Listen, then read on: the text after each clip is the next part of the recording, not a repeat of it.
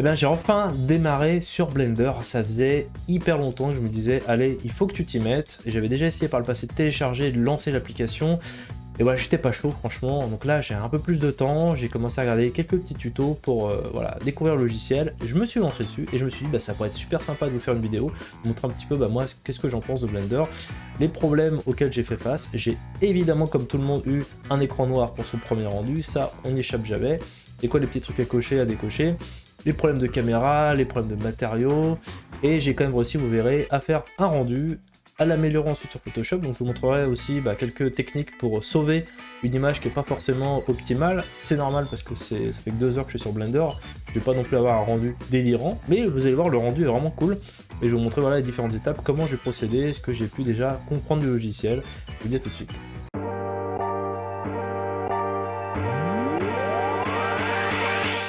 Vidéo un peu spéciale aujourd'hui, je suis pas dans ZBrush du tout. En fait, j'ai téléchargé Blender, que j'avais déjà installé plusieurs fois par le passé. Concrètement, l'interface m'était un peu... m'avait pas plu, alors bizarrement, vu qu'en plus j'utilise ZBrush, ça devrait pas non plus être un aspect dérangeant, que l'interface soit chelou. Et voilà, je me suis un peu accroché et j'ai commencé, voilà, j'ai fait mes premiers rendus. Alors pour une formation, en fait, j'ai fait un marteau type Thor. Et voilà, donc je voulais vous donner un petit peu mes premiers retours sur Blender. Déjà, c'est vrai que c'est comme tout logiciel, au début, on clique un peu partout, on se perd et c'est vraiment la galère. Surtout que ce logiciel, il est vraiment tout le temps basé sur les raccourcis clavier. Et c'est vrai que moi, j'ai un peu du mal. J'ai pas forcément la mémoire de ces choses-là, donc je suis plus à l'aise quand je navigue dans ma scène. C'est vrai que moi, je suis plus habitué à un logiciel type Cinema 4D. Et alors après, on n'est pas loin, c'est un logiciel généraliste. Et c'est vrai qu'à chaque fois, en fait, de devoir se dire comment je rentre dans la caméra, comment je ressors. Au Cinema 4D, par exemple, on clique une fois, on est dans la caméra, on peut naviguer. Ici, par exemple, pour bouger dans la caméra, il faut quand même aller quelque part ici, c'est un peu caché. Il y a des onglets partout. C'est vraiment au début un peu bloquant. Il faut cliquer sur caméra, tout, on sait pas trop ce que c'est. Et si on fait pas ça et qu'on commence à bouger, voilà, hop, on ressort de sa scène à chaque fois. C'est un peu gonflant. Autre chose, c'est que j'ai du mal à... Alors, je vous donne tous mes soucis. Vous voyez, j'ai mis un fond jaune, j'ai mis un HDRI. Donc j'ai regardé un tuto pour mettre les HDRI. J'ai du mal encore à configurer exactement la taille de mon objet. C'est des choses en fait toutes bêtes. Je me dis, moi en tant qu'utilisateur, en plus, j'ai déjà fait de logiciel 3D. Et je m'attends un peu à retrouver les mêmes choses. C'est-à-dire que normalement, je suis censé cliquer dessus et avoir tout de suite un endroit en fait qui me dise voilà quelles sont la taille, peu importe quelle taille c'est, mais au moins d'avoir des ratios. Et là je galère un peu parce que par exemple je vais dans Scale et voilà, j'ai pas vraiment un endroit où je sais exactement où je vais bien pouvoir tirer, donc j'imagine que là ça va tirer comme ça, mais voilà, ça me l'abîme. Donc j'ai pas trouvé vraiment le ratio parfait, alors dans la boule peut-être, mais voilà, je trouve que ça part un peu en live à chaque fois. Donc c'est le truc qui m'embête un petit peu. Le clic droit pour l'instant qui me fait juste du menu. Mais je m'attendais vraiment à pouvoir bouger autour. Heureusement j'ai une souris. Parce qu'au début j'étais, je vous cache pas, j'étais avec mon stylet complètement perdu. J'arrivais pas à naviguer dans la scène. Donc je m'accrochais un peu à ce truc là, à ce truc là. Bon, en tout cas j'ai appris par exemple que la caméra, il faut appuyer sur 0 pour rentrer dedans. Et ensuite j'ai un peu galéré, j'avoue, pour arriver à mettre ma caméra bien dedans. Si j'appuie sur 1, j'ai une vue un peu de hauteur. Ensuite après, donc on peut commencer à bouger sa caméra, mais on est un peu perdu parce on a plein d'objets partout. Là, ma caméra, j'ai mis une focale à 120, j'arrivais plus à la régler. J'étais complètement perdu. Donc ça va encore demander un petit peu de travail. Alors même sur j'imagine des paramétrages dégueulasses que j'ai fait avec une caméra qui a 10 000 bornes. J'ai quand même réussi à changer la focale, parce que j'étais vraiment dégoûté, c'est que le premier essai évidemment, c'est le truc honteux, c'est on lance un rendu et écran noir. Et ça, c'est de toute façon à chaque fois que j'ai fait un logiciel 3D, par peut-être ZBrush où à la base on a code quelque chose, chaque fois écran noir. Donc après il faut aller sur internet, il faut essayer de comprendre. Alors ça peut être 50 trucs. Là effectivement c'est que j'avais un clip de ma caméra par défaut, c'est-à-dire ils n'ont pas fait une caméra infinie, ils mettent une distance voilà, entre le début et la fin. Je comprends. Ouais, je comprends pour le depth of field évidemment, mais là par exemple là-dessus, c'est voilà, si on a vraiment une caméra qui est hyper courte, c'est un peu tendu. Donc voilà, j'avais un end qui était vraiment pas très loin par rapport au fait que je sois à 10 km. Mais j'ai quand même réussi à paramétrer ça. Donc là pour l'instant je vais rester modeste, hein. J'ai mis une toute petite texture. Voilà, pareil, les textures, pas évident, faut les créer directement dedans. Alors j'imagine il y a d'autres endroits où je vais pouvoir les gérer. De toute façon, j'ai pas vraiment regardé encore tout ça. Ce qui m'intéresse surtout, Blender, c'est pour faire les rendus. Donc ça, c'est vraiment moi, c'est mon dada, c'est les rendus. Donc de retrouver un peu mes petits avec ce logiciel-là. De faire des animations, aussi de faire des turntables, ce genre de choses pour des figurines. Ça peut être vraiment cool. Aussi, je pense, les UV. Des pliages d'UV et de la retopo m'intéressent aussi en combinaison avec ZBrush. Profitons en fait du fait que Blender est gratuit pour pouvoir l'utiliser en plus. Et c'est vrai que j'ai un workflow que j'imagine qui pourrait être sympa, c'est-à-dire vraiment utiliser ZBrush pour tout ce qui est modé. Aussi un peu de rendu, mais je trouve que le rendu est plus compliqué et moins qualitatif sur ZBrush. Ensuite de partir sur Substance pour vraiment peindre par exemple une figurine, vraiment lui donner des assez classe. Et ensuite faire le rendu sur Blender, un truc assez photoréaliste avec du coup comment il s'appelle déjà leur moteur de rendu? C'est... Enfin, je retrouve Cycle. Parce qu'on est sur Eevee apparemment. Mais je sais que Cycle c'est vraiment le truc photoréaliste qu'il me faut. Donc voilà, nickel. Et donc, une fois qu'on lance des rendus, on se retrouve. Alors il faut bien se mettre sur sa caméra, donc 0 à nouveau. Ça j'y pense maintenant. Et voilà, j'ai fait des tests. Et truc assez cool, ils ont mis des slots. Donc en fait, on peut tester et mettre ses premiers essais. Donc au début, j'ai par exemple, j'ai juste mis un fond. Je suis même pas allé dans le délire de faire un cyclo. Je sais pas le faire encore. Mais déjà, franchement, la qualité, elle est quand même ouf. Parce que vous voyez, j'ai rien fait quoi. J'ai juste mis un petit fond de couleur. Mon objet, qui a même pas de texture. Là, c'est un HD en fait, c'est décimé. Donc vraiment, c'est juste, j'ai un peu de texture sur mon objet. C'est ce qui fait que le rendu est pas trop mal. Mais je suis pas allé plus loin que ça. Franchement, j'ai pas mis de matériaux spécifiques. J'ai mis le matériau blanc de base. J'ai mis une petite couleur au sol. Vite fait, vraiment le premier truc que j'ai trouvé, bim. Et déjà, ce genre de rendu de qualité, je vous avoue, sur Cinema 4D, et j'étais sur V-Ray, il y a 10 ans, je me faisais chier pour avoir juste quelque chose de qualitatif en rentrant dans les paramétrages. J'avais beaucoup de bruit, ça mettait un temps fou à rendre. Bah là, bon, effectivement, le matos a complètement changé. Moi, j'ai une grosse carte graphique maintenant. J'ai une 3080 Ti, donc ça pousse. Bah derrière, j'ai tout de suite un truc hyper quali, juste avec un HDRI, j'ai même pas eu besoin de régler. Parce qu'avant, par exemple, pour V-Ray, que je vous explique, il fallait charger l'HDRI, mais il fallait l'englober dans entre guillemets, dans un fichier à l'intérieur où il fallait régler l'alpha. Parce que par défaut ça allait péter, ensuite il fallait mettre en sRGB, il y avait 3 ou 4 trucs à cocher à l'intérieur pour que ça marche, ensuite il fallait aller dans des paramètres et tout pour à la fin juste avoir un truc à peu près comme ça. Là je vois, je mets le truc, bim, j'ai déjà mon marteau qui est quasiment nickel. Bon bah voilà, c'est pas mal hein, pour du gratuit, c'est vraiment pas mal. Donc slot 1, slot 2. Alors et pour le coup, vous pourriez me dire bah, pourquoi tu restes pas sur CMAKD? Simplement parce que bah, y a la formule Maxon One qui est intéressante, mais c'est 100 € par mois. J'ai tellement déjà de choses à payer en abonnement, notamment pour internet, pour mes formations en ligne, tout ça. J'essaye un peu de réduire la voilure. Donc là je sais que ZBrush va passer payant, je vais le prendre forcément là l'abonnement, j'ai pas le choix. Donc du coup bah, ça va me faire quand même, je crois que c'est 40 ou 50 € par mois qui vont tomber. Donc j'essaye un petit peu de réduire. J'ai l'abonnement Adobe aussi, 20 à 30 € pour Substance. Ce qui m'emmerde en plus, c'est que Substance, les différentes substances, moi je veux que le Painter, bah, il l'englobe avec d'autres substances qui m'intéressent moins. Créer les matériaux, bon, voilà, ça va pas être trop m'intéresser. Ou leur substance, un peu l'espèce de rendu, j'ai testé et j'y arrive pas du tout. Donc ça me plaît pas non plus, une espèce de Quichotte bis, mais qui me semble pas top.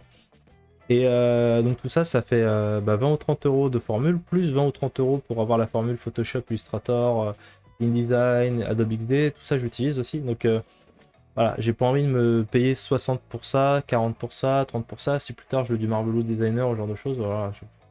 Donc à un moment donné, il faut un peu de rationaliser. Voilà. Malheureusement, faut choisir. En tout cas, voilà, déjà pour avec un logiciel gratuit, c'est quand même ultra canon. Voilà, je suis sur du 1920, c'est pas mal. Donc là, j'ai fait un autre test. Je pense que l'orientation de mon marteau est moins bonne que tout à l'heure. J'avais plus d'angles, c'était plus sympa. Et là, par exemple, un petit test en orange. C'est sympa aussi. Et je vais essayer de remettre en fond gris. Alors non, j'avais pas testé encore en jaune comme ça. Bah, je vais essayer, allez. On va se remotiver, on va se mettre sur la caméra, on est bien dessus. Voilà, j'ai toujours un doute.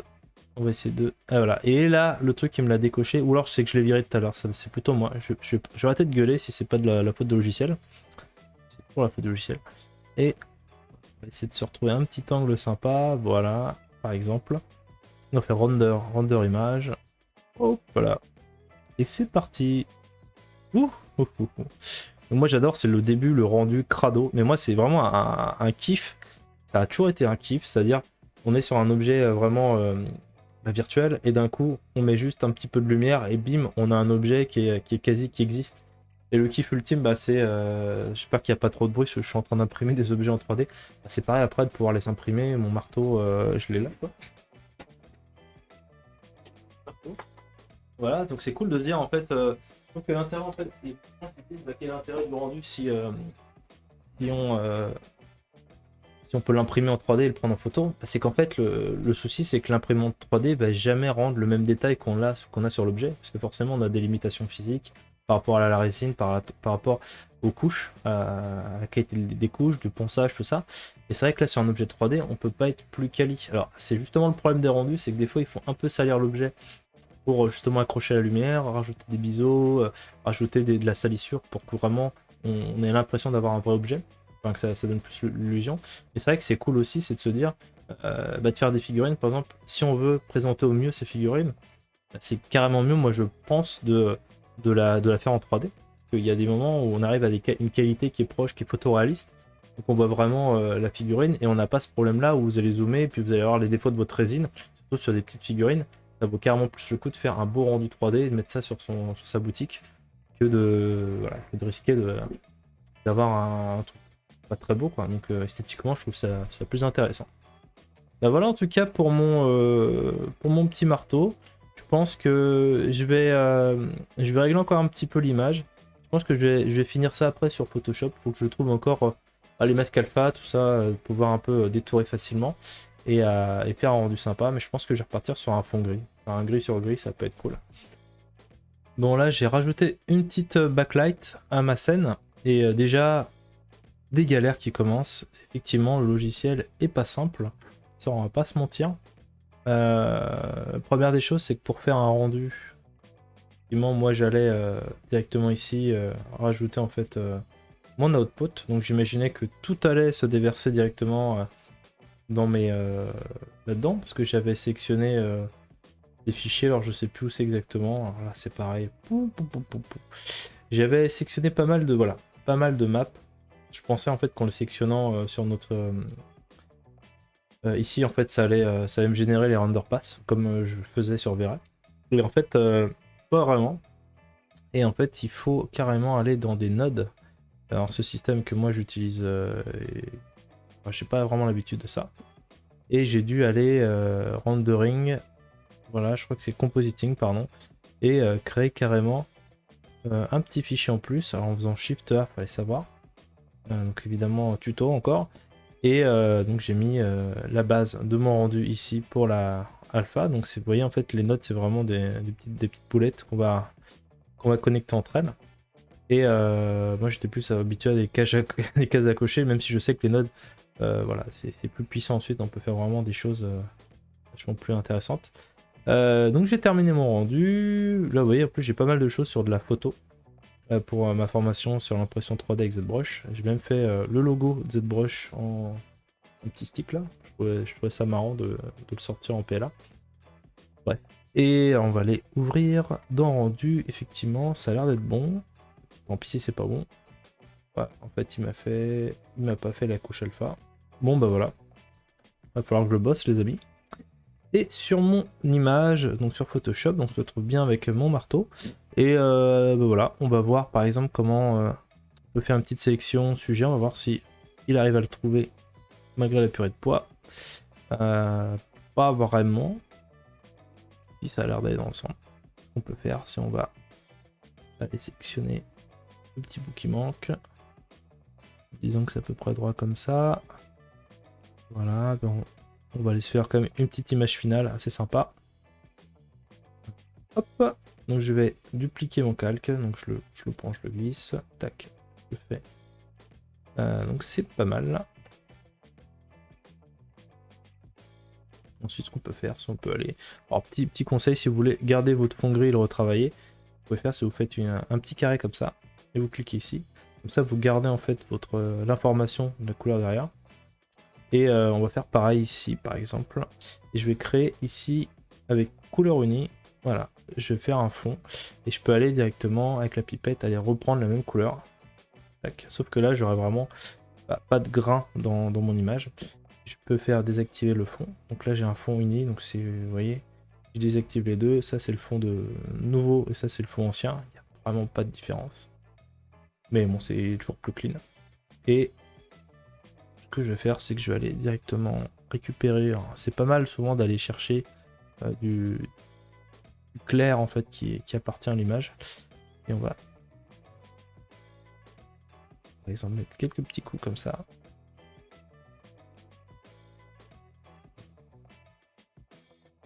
Là, on peut faire l'inverse. Bon, après, on peut faire du vignettage, on peut faire ce qu'on veut. On met un petit peu comme ça. Voilà, on va passer en produit.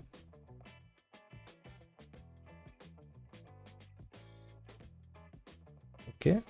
Donc ça nous donne un peu plus de profondeur que comme ça. Déjà, on a quelque chose d'un peu plus efficace.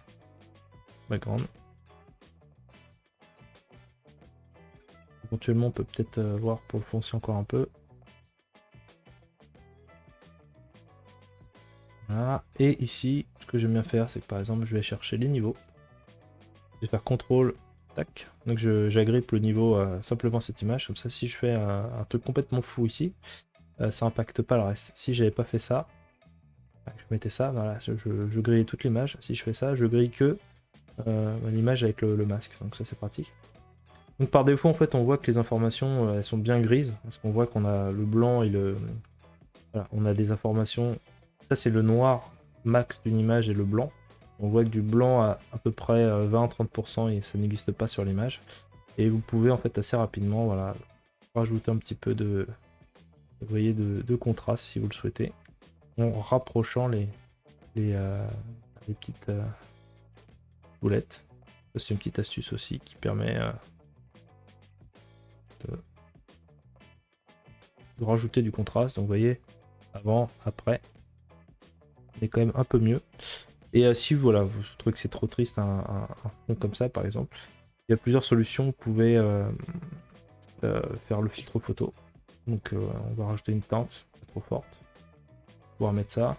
Sinon vous avez aussi ce que j'aime bien, c'est correction sélective. On va dans les gris. On est sur du gris. Et en tirant en fait ici, on va pouvoir directement, vous voyez, instagrammer l'ensemble. Et on peut mettre éventuellement, si on veut, que ce soit sur l'ensemble de l'image. Pour donner une teinte assez sympa. C'est plus simple que d'essayer de travailler un fond sur Photoshop, enfin sur le logiciel 3D directement. Mais je vais rester comme ça. Moi j'aime bien combiner un petit peu, donc par exemple un petit contraste. On va remettre un petit coup de contraste aussi. Voilà, il vaut mieux les mettre là au-dessus de l'autre comme ça pour voir ce que chacun fait. On va remettre un petit coup de contraste, voilà, pour un peu plus de définition. Là ce qui est cool, c'est qu'on commence à voir un peu les... voilà. Alors j'ai pas une définition de dingue, mais on commence à voir un peu le... Voilà, les petites textures que j'avais ajoutées. Là, je suis en train de perdre ma souris. Et d'ailleurs, le truc qui est méga cool avec les... je vais vous montrer les corrections sélectives, c'est aussi qu'on peut aller sur du coup le noir ou le blanc. Et on peut aller vraiment sur des petits trucs tout légers. Et vraiment, on peut donner une toute petite teinte légère. Et ça peut toujours être... Vous voyez, ça réchauffe un peu le gris. C'est toujours plus sympa. Ça donne toujours un peu un peu plus d'âme. Vous avez ensuite des options de produits par exemple pour venir fusionner un petit peu davantage. Bon là ça sera pas génial. Donc j'ai fait mon contraste, puis je vais faire mon dernière petite chose que j'aime bien faire. Une sélection. Je vais faire un copier avec fusion. Donc copier avec fusion, ça va me copier tout ce qu'il y a derrière qui est dans la sélection. Pas que le dernier calque qui est sélectionné. Je fais un CTRL V. Donc je me retrouve vraiment avec voilà, mon marteau. Voilà, comme ça. Il était détouré. Et là, je vais aller sélectionner divers, passe haut. Donc passe haut, ça va me permettre d'ajouter du détail. Alors, pour en mettre trop, exemple 1, c'est pas mal. On pourra dupliquer. Et il marche avec incrustation, celui-là. Je vous montre l'intérêt du truc. Là, je l'ai pas mis. Là, je le mets. Là, je le retire. Vous voyez la différence. Et si on abuse beaucoup, pour vraiment voir ce que ça nous fait. On va reculer un petit peu. Voilà. Avant. Après. Par exemple, pour du métal, ce genre de choses, ça fait un rendu top. Là, j'en ai trop, clairement. Mais par exemple, rien que 2. Voilà. On passe de. Vous voyez, j'ai quand même perdu pas mal de détails tout à l'heure. Et là, voilà, je regagne quelque chose. Et ça fait un effet pas mal. Et puis au final, on va terminer par le niveau global de l'image. Voilà. Pour voir si... Voilà, je pense que là, je vais jouer un petit peu sur le gris.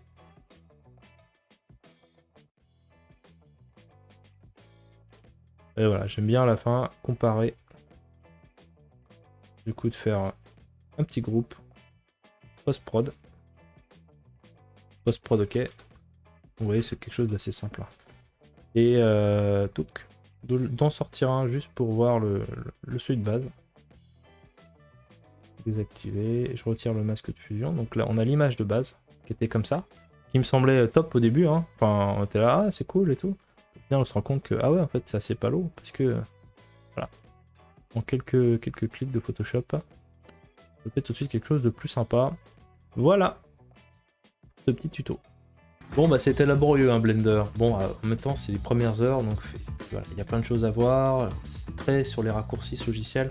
L'interface elle est vraiment un peu problématique parce qu'on a des onglets dans tous les sens verticaux sur les côtés. Donc c'est vrai que j'apprécie un logiciel comme CMake parce que je trouve que l'interface est plus simple.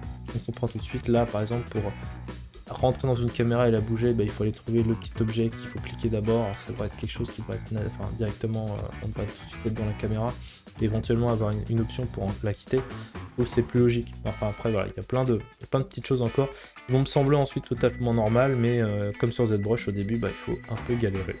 Et si vous n'avez pas envie de galérer sur ZBrush, n'oubliez pas que j'ai ma formation gratuite et j'ai des formations aussi premium. Voilà, pour maîtriser le logiciel en bonne compagnie, en français et pas à pas. Bah, je vous dis à très vite sur ZBrush et peut-être un peu sur Blender.